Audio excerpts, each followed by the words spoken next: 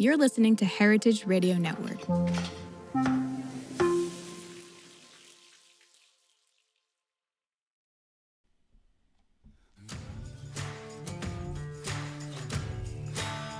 From kitchen chaos to well-oiled machines, get ready for newfangled technology and old-school know-how.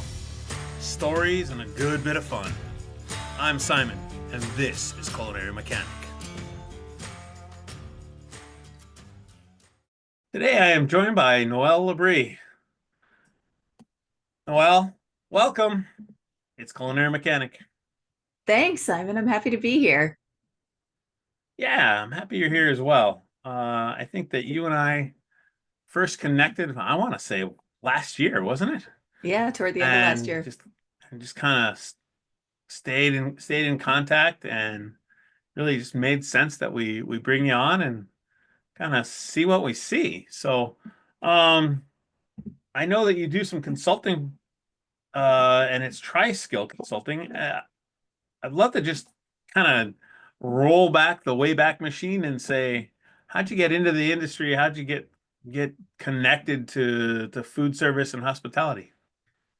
Oh gosh, we're going way back, Simon. I was a wee Yeah. babe when I got involved in the world of restaurant hospitality, but I'll tell you truthfully, my very first job in a restaurant, if you can even call it that, was as a jello shot girl.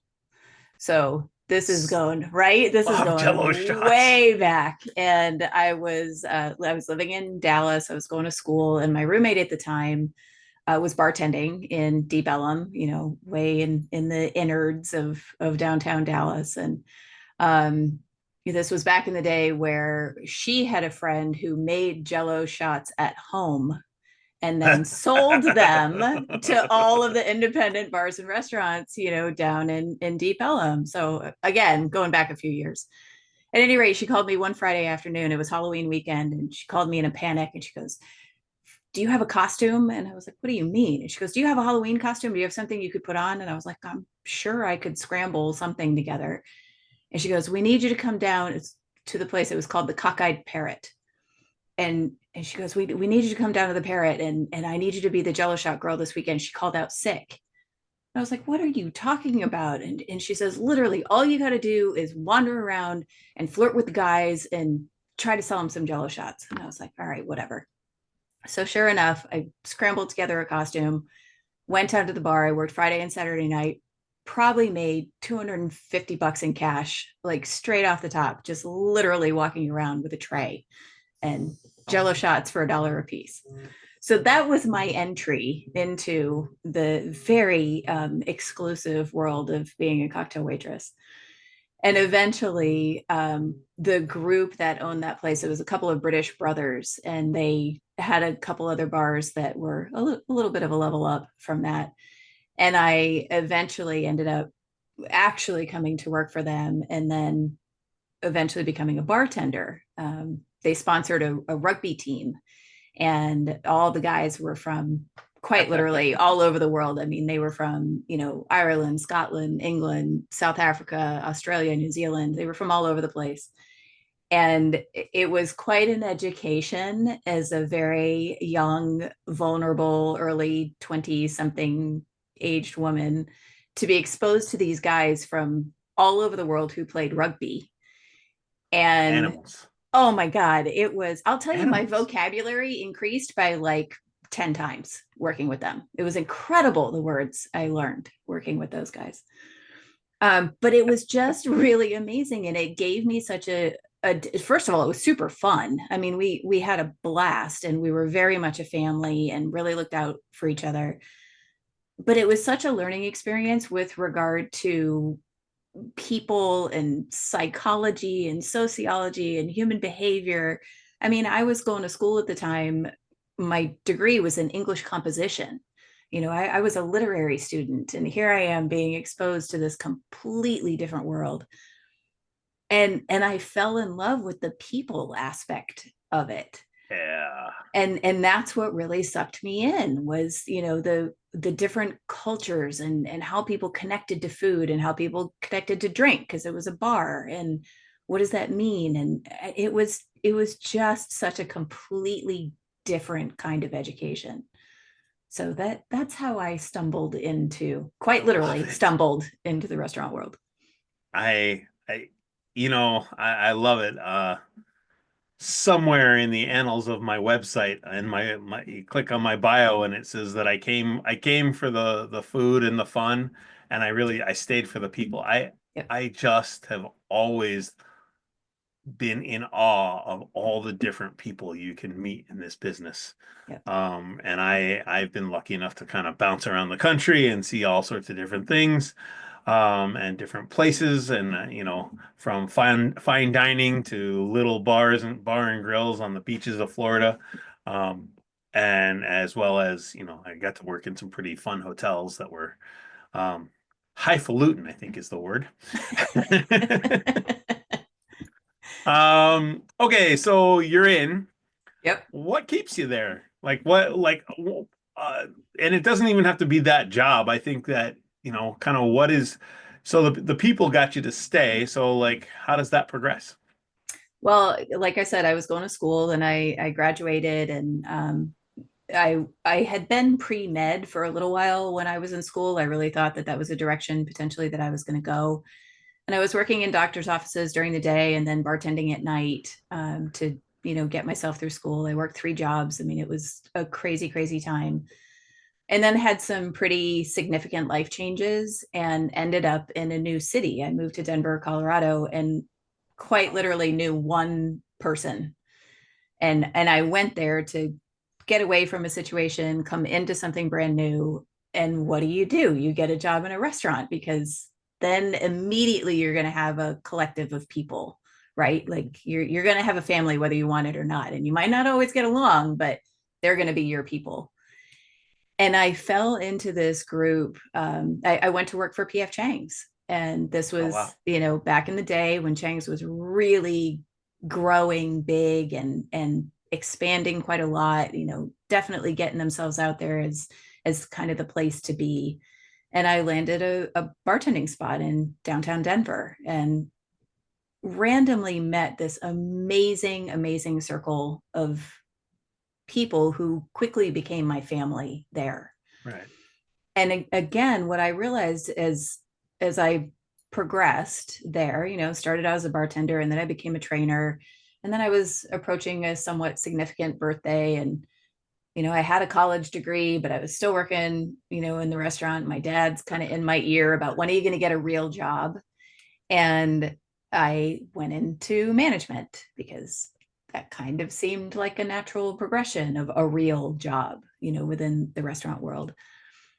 Really, where my passion, though, was in, I discovered, again, going back to the people, it was in the people development side of things. It was in the training, and how do I help people grow, and what can I teach them, and how can I share my knowledge and help them to understand who they are and the gifts that they have and how they can expand in their capabilities. And I randomly, I guess it wasn't so random now looking back on it, but an opportunity arose for me to interview for a regional training position.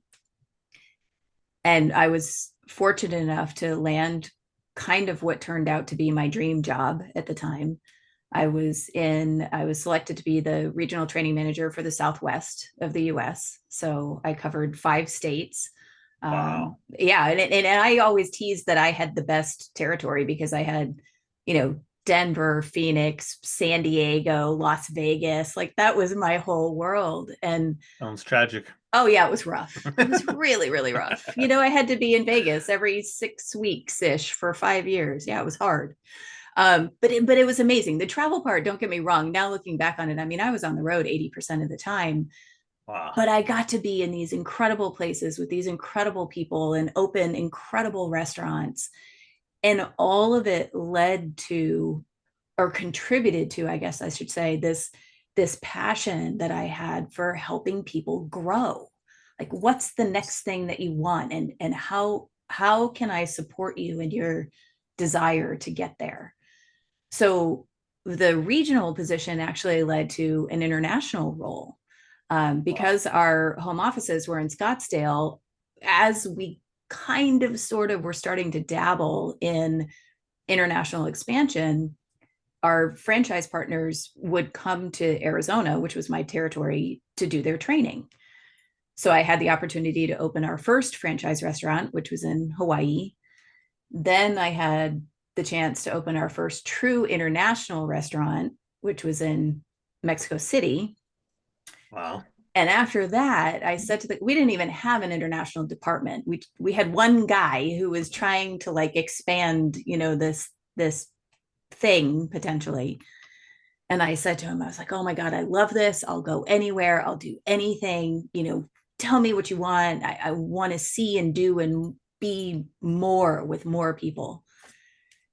And a little while later, he called me. And he was this Italian guy, and it's ciao bella, and he's like, Noelle, I have this thing for you, and then I have this job, and I'm thinking that I'm going to be based in the U.S. and travel, right? Like Right. that's my thought. No. I ended up in Kuwait for 4 years. Not exactly what I expected. And Simon, I will tell you quite frankly that those 4 years absolutely changed my life. It gave me such a different sense, again, of who people are and what they're capable of. And I became even more passionate about the leadership development and the people development side of things. So while here I am kind of globetrotting and having the chance to literally open restaurants all over the world, for me, it was the individual people. It was the busser who never thought he was going to do anything else other than bus tables. And now he's traveling with me to Turkey to be a trainer. Oh, wow. It was such an incredible experience, and it just kind of fueled this fire and gave me this desire to help others see in them what I could see, but they Right. just couldn't see it for themselves. That was a really That's long awesome. answer to a short question. No, that's perfect. That's what this is, right? Like, Yeah. there is so much power in the narrative that brings us along, right? I think for me, um, like you talked about the sort of the greater growth of people around you and that are working with you. And for me, like I love all that stuff, but there's nothing better to me than the aha moment of, hey man, like I know you've been trying it this way. Try doing that 100% reverse. And they go, oh, I never thought about it that way. And Yeah. and just their eyes light up and seeing people's like right before your eyes, you see people's neural pathways rewire, and they're like, "Oh my God, and then they get excited, and then they get that visceral reaction. Their neck starts to pump a little bit. There's nothing better than all Yeah. of those things in the day to day. I think that I love hearing the stories of like traveling around the world, and you're getting to teach people in the busboy. But for me, it's all those little moments in between that really I don't know. And I had never I've really never traveled very much internationally, very, very little actually. But I think the big thing for me as I've been across this country is like understanding that at the end of the day, restaurants are restaurants are restaurants. That's my favorite part. It's like it Yep. doesn't matter how fancy or not whatever the polar opposite of fancy is, right? Like it isn't lowbrow, it's just less of something. But whatever the polar opposite of fancy is, all the way up to the scale of stupid crazy luxury, restaurants are restaurants. Ain't nobody Yeah. dying. We are Yep. feeding people and with any luck we're creating memories. But Yeah. okay. So now we've been around the world. And how like I guess how to sum that up. How does that time lead you to where you are now and tell us about what you're doing right now? It's so crazy because exactly what you just said, that restaurants are restaurants are restaurants, and that aha moment of people have, that's exactly what's gotten me to where I am right now. So a couple of things. The busser I mentioned, his name is Saif Ali. I'm still in touch with him. He truly was a pivotal person in my life to help me to realize what I really wanted to do, because he was from a lower caste in India, was told his entire life, this is all you'll ever do. This is all you'll ever be. And Simon, when I tell you, he was the hardest working guy in our entire restaurant and got along with everybody. Everybody respected him. Everybody enjoyed to be with him. He was so easy to work with, and he was so damn good at his job. He could teach anybody anything. Oh, wow. And helping, I can't even say helping him, just guiding him to that realization of the potential that he already had, that he didn't even know that he had. Right. That was it. Like, he literally changed my life, because I realized this is what I want to do.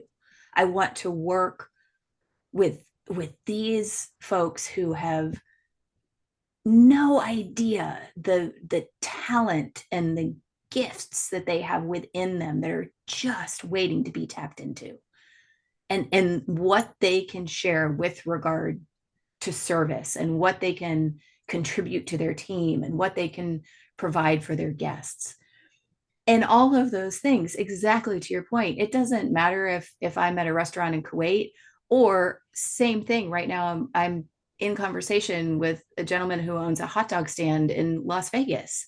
Like, literally right now, we had a conversation last week. It's the same principles and the same things that we all are dealing with in this industry. And how do you provide both for your employees and for your guests in a way that is going to be positive and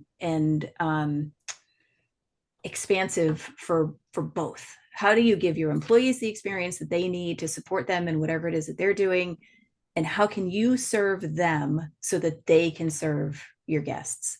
And it doesn't matter if you're running a hot dog stand or PF Chang's, or, like you said, some, fine dining white tablecloth restaurant. You could be talking to Will Gadara about unreasonable hospitality, and it's across the board. It's the same basic principles for all of them.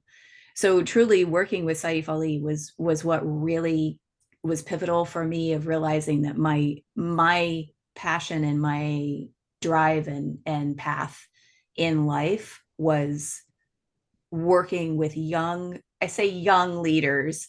I don't necessarily mean young in age. I just mean young in experience. The ones who again, they don't know what they don't know. I call those fresh leaders. Yeah. Oh, that's a good word. I might have to borrow that. Right? I might Because have to borrow they that. don't like especially in my world, for chefs, they don't have to be young. Right. They just have to be new to that level. And so it's fresh, because Yeah. that's what food is, right? It's either Yeah. fresh or it's old.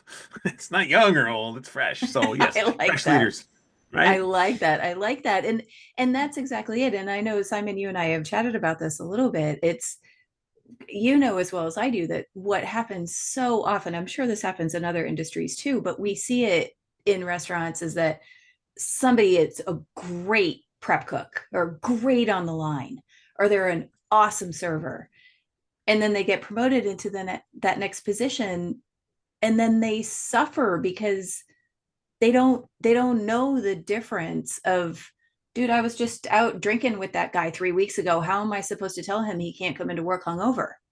Like, they don't know how to do that, because nobody's teaching them how to have those conversations, or how to make those decisions, or how to manage that change. And I think that's where you and I have a lot of commonality, is what can we do to support that fresh leader, that fresh chef, that fresh young manager, and give them the confidence and the knowledge that they need in order to be successful, because they can be successful. They just need somebody to Totally. guide them to that. So yeah, it's that's now what I do, very similar to what you do on the culinary side.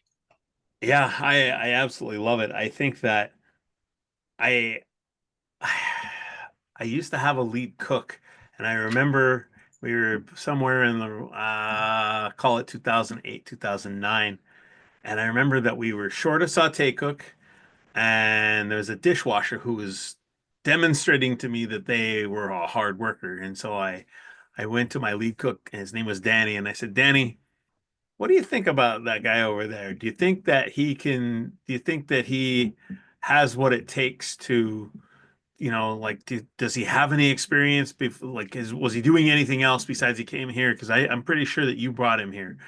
And he goes, no. And I was like, does he, like, man, we need another cook. And he's like, you're asking the wrong questions. And I said, what? And he says, no, no, you're asking the wrong question, chef. He says, it's not does he have the skills? It's not does he know how? It's does he have the desire to learn more? Does he have the desire to do more stuff? And I was like, huh.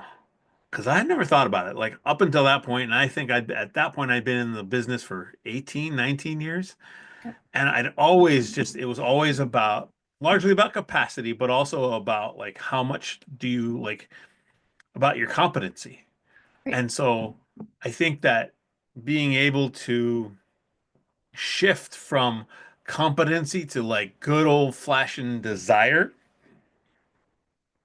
to work hard, desire to work smart, like desire to do a little more and get a raise, like all those things, whether it's just a transaction or not, like the desire has got to be there. And I think that that's what I love about hearing about like the your experiences in Kuwait, because you start to understand that again, it's restaurants and it's the same wherever we go. Um, and a funny story about real fast, a funny story about like not thinking about other industries. For the longest time, I was like, this only happens in our industry. We're like the dirty little animals in the corner, right? And all those people in those cubicles, they must get like in the corporate world, they must get training. And then, I leave the restaurant world and I start paying attention. Perhaps I just lift my chin up a little bit more than it had been, and I start looking around and I start talking to people, and I'm on an airplane and someone says, "Well, what do you do?" And I'm like, "Well, I do this." And they're like, "Oh my God, that would be amazing." I'm like, "What do you do?" He's like, "I fly planes." He's like, I'm a pilot. There's, like that kind of stuff you just described about like people not having people skills and their desire to communicate or not. He's like, that's everywhere. And I'm like, is it? Oh, okay. And so like now I'm like, oh, everybody's fucked up. Cool. Got it. And that's exactly it. I mean, it really does happen across industry. And the when you talk about KPIs or you talk about competencies that are necessary for leadership, I mean, across the board, for the most part, they're the same. Again, decision making, change management, team management, all of the communication, like all of that stuff, regardless of industry, in a leadership position, you got to have some element of that. I think the thing that makes the restaurant and hospitality world a little bit different is the language is different, the pace is different, the hours are different. Like, I mean, I've worked corporate jobs. I've done the kind of sort of 9 to 5 ish thing, even though I always end up outside of 9 to 5, but that's a whole other different story. But I think that it comes from my background in restaurants, where I'm used to working 12-hour days or 14-hour days. And you know, I said once to somebody in a completely different field, I was like, oh my God, my dogs are barking. And they were like, what? Do you need to go home? And I was like, what? And it didn't connect, and I think that we have a frame of reference that unless you've worked in a restaurant or worked in the field, not everybody gets it. I wish I could say, my family, for example, I wish I could say that they all understand what I do and where I've been and what I've done. And bless them all, they have no clue, because none of my immediate family has worked in a restaurant before. And Oh it's wow. just, it's a different world, and it's not something that they can relate to. So there's we're Just have them watch The Bear. It'll explain everything. well, my mom, funny that you say that because my mom actually, when Hell's Kitchen was like first on TV, and this was, I don't know, however many years ago that it first started coming 20 out. years ago. Yeah, I mean a long time. And back then I was in operations and my mom was horrified. And she's like, "Oh my God, do your chefs speak to you like that?" And I was like, "Fuck no. There is no way in hell that my chef would speak to me that way." Because of the environment that I was in. We were a very dedicated, specific, type of environment. I know that that existed. Mm-hmm. It just wasn't my world that I existed in. But my mom was horrified. She was like, "I can't believe that they would speak to each other that way." And I'm like, "Yeah, we don't, but others certainly do." And it's, again, if you're not in it, you just don't know. Yeah. I like to tell people if you want to understand, then let's close off all the air in a closet and let's just throw a heater in there and then let's rattle a bunch of stuff, right? And then like make demands on your being that are very, very rigorous, and then we'll see how you behave, Right. you know? Yeah. And I for better or for worse, mostly for worse, I can tell you that I had a number of those chefs, and Yeah. exhibited some of those behaviors for a while. Um, but interestingly, I found that when I was getting pushed to the place where I was starting to be one of those like freak out on people, I realized I started to like feel. I started to feel it. Like I didn't feel good inside. That didn't make me feel like that wasn't enriching my life. Right. And that's, I think there was a turning point. I don't know, call it 2005 or six, where I was like, huh, if this is how I have to get results and I don't like it, I have to find a different way. And then I was told was up for a promotion with a company and in a hotel company, and I didn't get the job. And the lady was very, very blunt and honest. And she said, "You're just not enough of a leader." She says, "I hear the most amazing things about the things that you pull off every day and that your team pulls off. But I think that you're too much of a doer for me. I need somebody who's going to scowl at my people, have great thoughts at night, come back and implement them the very next." She says, "I need somebody who can lead us to greatness." And I was like, hmm. I came home and I was all pissed off when she told me that I didn't get it. And I told my wife, and like 2 days later, she flings Leadership for Dummies at me and goes, "Start reading." Like she flips, what was it? John C. Maxwell's Leadership 101, like a Yep. little tiny book, right? She whips that at me and goes, "Keep reading. Like, let's go. Like, figure it out." And it's like, that was just a mind blower for me. It'll be like, "Oh, there's another way to do this." Okay. Right. And then to lead myself out of that, and I did pretty well. I moved myself from an executive sous chef job to a chef de cuisine job in a pretty fancy joint, and then right after that I was an executive chef, and I've never turned back. But it was like, oh, this is really hard. Like, you have to think. I gotta really, really think. And that's when somebody said to me, they said, "Okay, when you were an employee, just a straight up line level employee, you got paid every day to do for what you do.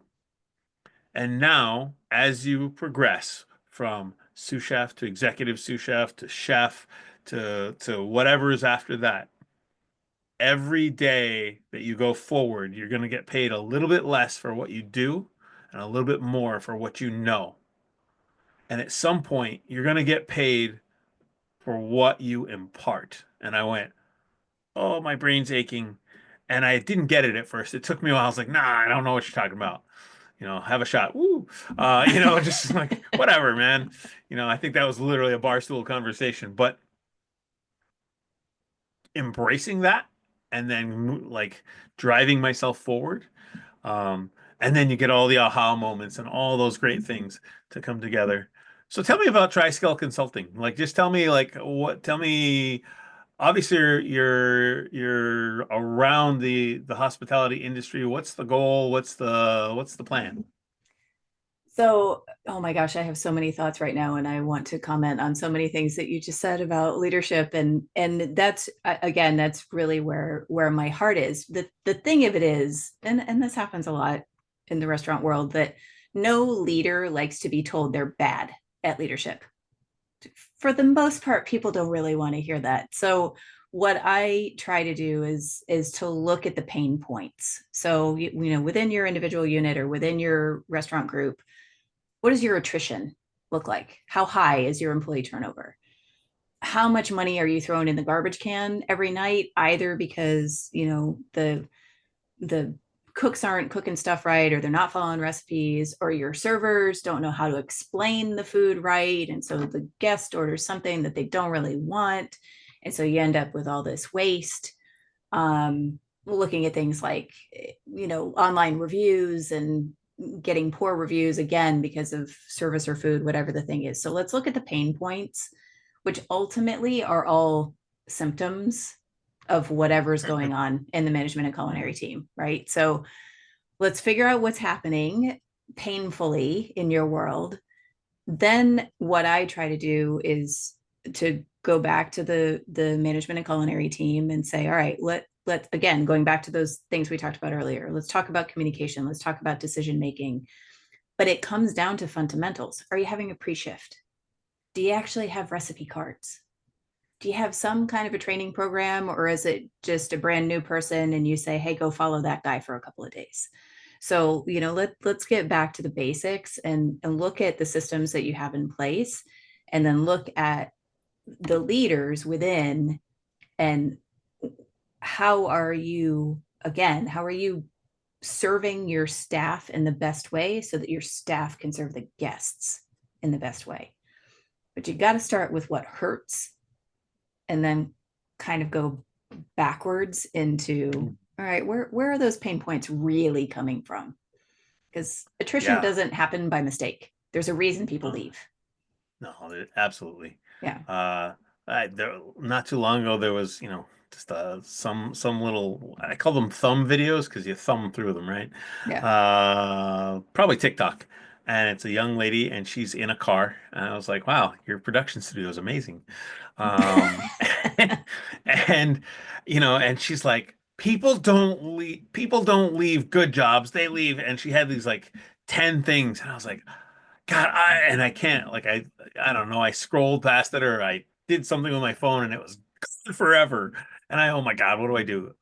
But it's just that. It's like nobody leaves like an amazing job. They leave the jobs, they leave people who are not engaging with them, who are not investing in them. They're not, all those things. But you said something that really like it's the universe's way of reinforcing stuff for me because I don't know about you, but when I hear something and then it's like, ooh, and then I just like another person says it and another person says it, and it's nobody's in the same room. Everybody's spread across the country or across the world. And that is back to basics. Because I was talking to somebody and it's like, okay, order the food, prep the food, right? Like, a par. You have one, the par is two. You order one. It's like, wait, stop. Never mind all the technology, never mind the AI, never mind the tool, the thing, the stuff. Fuck all that. Go back to the basics. That's why I want to like rename, some days I want to rename culinary mechanic as the systems, rename it to like back to basics. I don't know, something like that. Just that says like here, do the rudimentary things. I don't know, rudimentary consulting.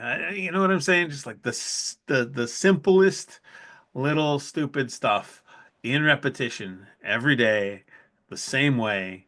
That's it. And that is like that will enable like great production. But essentially, Simon, that's what a mechanic does, right? Like And all day. that's what a mechanic does, is to look at the systems and the processes, and, you know, let's talk about do you have a line check? Are you actually checking temps every now and then?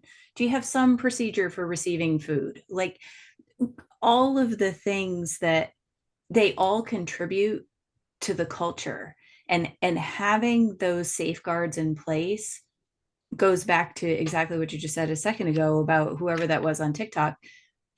People don't leave companies, people leave people. So Yeah. your staff in your restaurant, if you're having a tough time with turnover, they're not leaving your restaurant, they're leaving you. And that can be a really, really tough pill to swallow as an owner or a GM or an exec chef. But at the end of the day, as a leader, everything that happens in that restaurant is your responsibility. Mhm. Everything. As So leaders, we are guardians of the business. Yep. yes, and so when you put the mechanics in place, when you put the systems and the simplicities and the basics, and you start with that foundation, you can only go up from there. Yeah. And all of those things are necessary to have some stability in your four walls. You got to start with that. And it's so crazy to me when I have conversations with people, especially if they're independent owners, again, because you don't know what you don't know. Like maybe you're a fantastic chef and you think the next thing is I want to open my own place, or you're great bartender and you think I want to open my own little bar, or whatever the thing is, but you don't know anything about actually running a business. And gotta Oh. have those, you gotta have those foundations in place. Otherwise, you're not gonna make it. It's just not gonna happen. Or you're gonna want to be stabbing yourself in the eye every other night because things are falling apart, which that's no way Right. to live either. Yeah. Yeah. Again, social media, I'm watching some guy who is clearly a chef, right? He just looks battle worn. And he starts talking about, he goes, when I first opened this place, he says the first restaurant I opened, we did the food first and figured everything else out later. He says, and now when I go to open a restaurant, we spend months on the site, and we spend months on the build out, and we spend months on the concept, and we spend months on getting all the vendors and the relationships all built and really everything set. He goes, and the very last thing we do is we bring the team in and we build the menu as a team.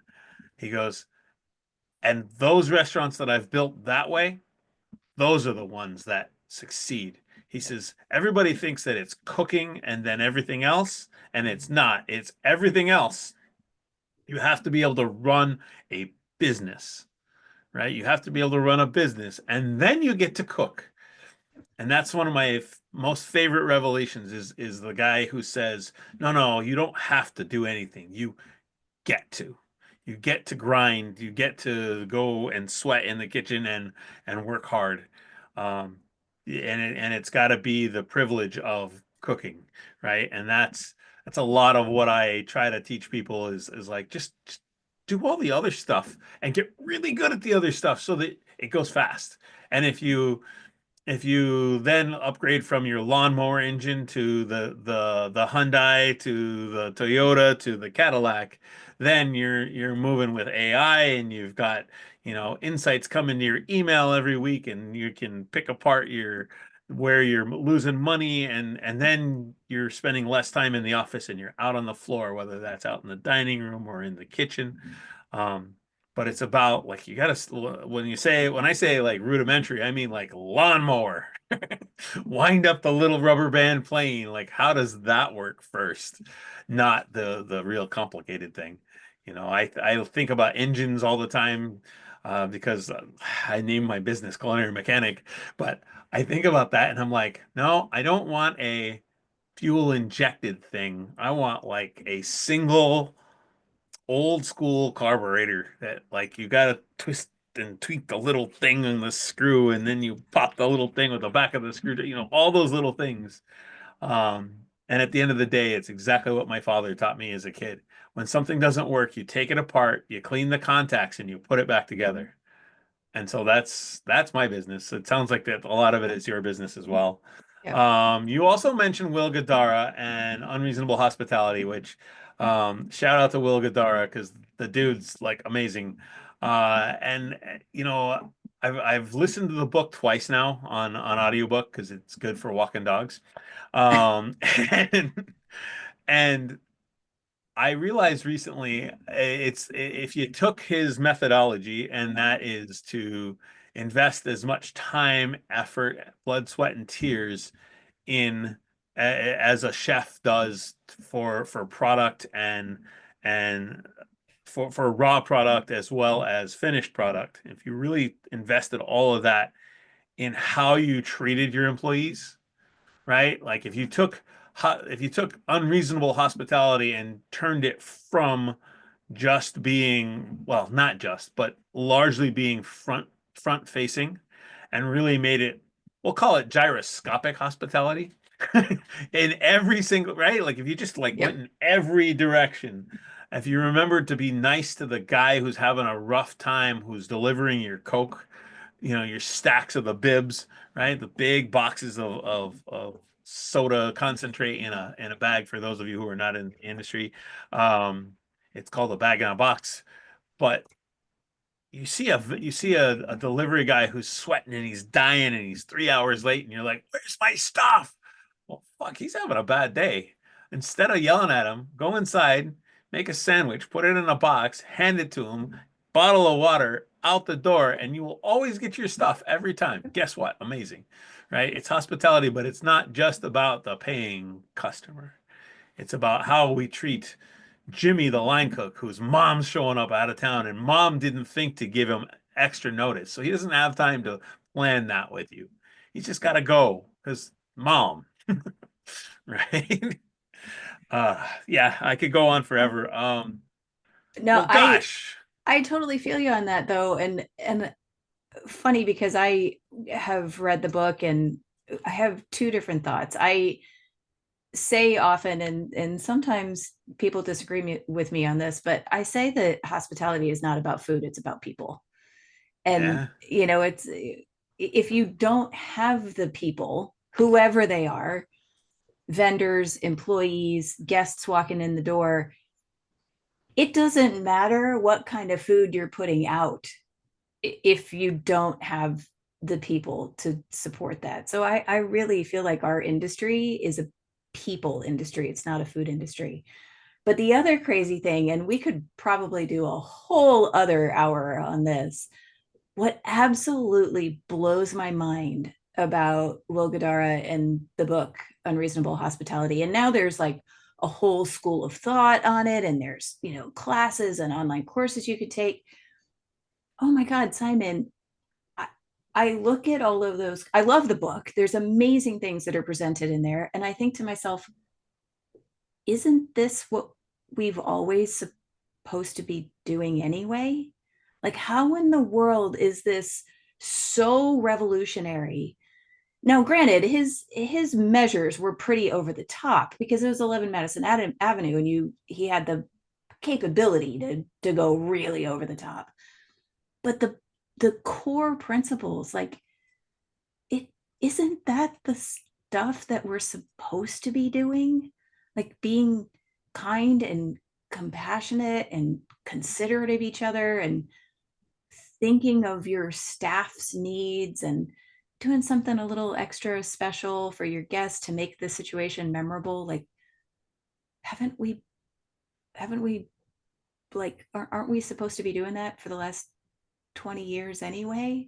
So it's kind of amazing to me that this book has like exploded in the way that it has. I'm glad that it has because it brings a whole other perception. But it's kind of like Anthony Bourdain with Kitchen Confidential when that came out, and it's like, you didn't already know this? Like, this shit's been going on for years. Like, why are you surprised that this is what's happening? You know what I mean? It's kind of the same thing from a culinary perspective and a hospitality perspective. It just like it blows my mind. It's kind of crazy.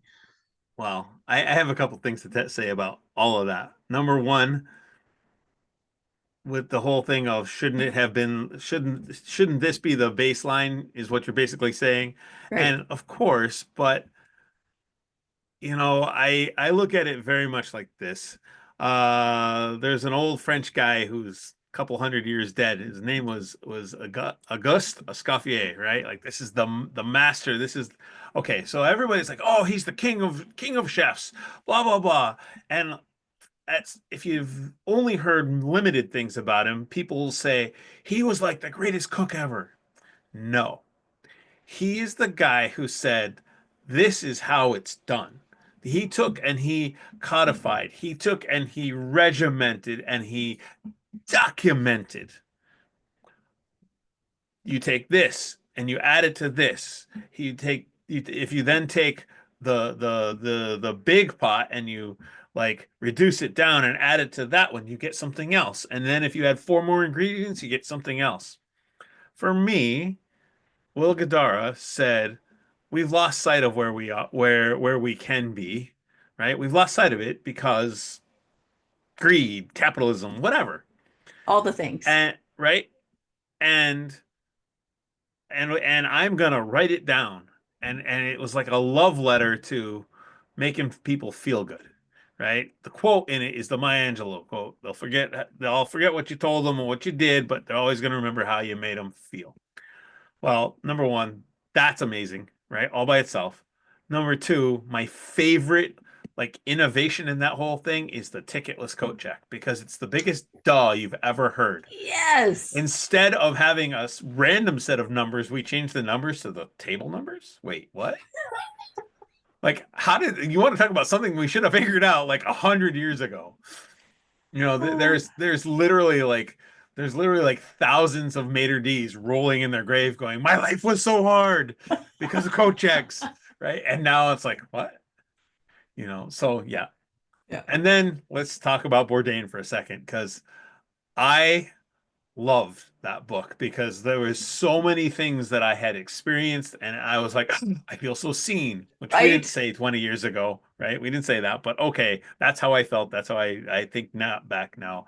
But my favorite part about reading that book and being at work, I was working with this young lady who had been in like three different James Beard nominated restaurants and like James Beard winning restaurants and winning chefs.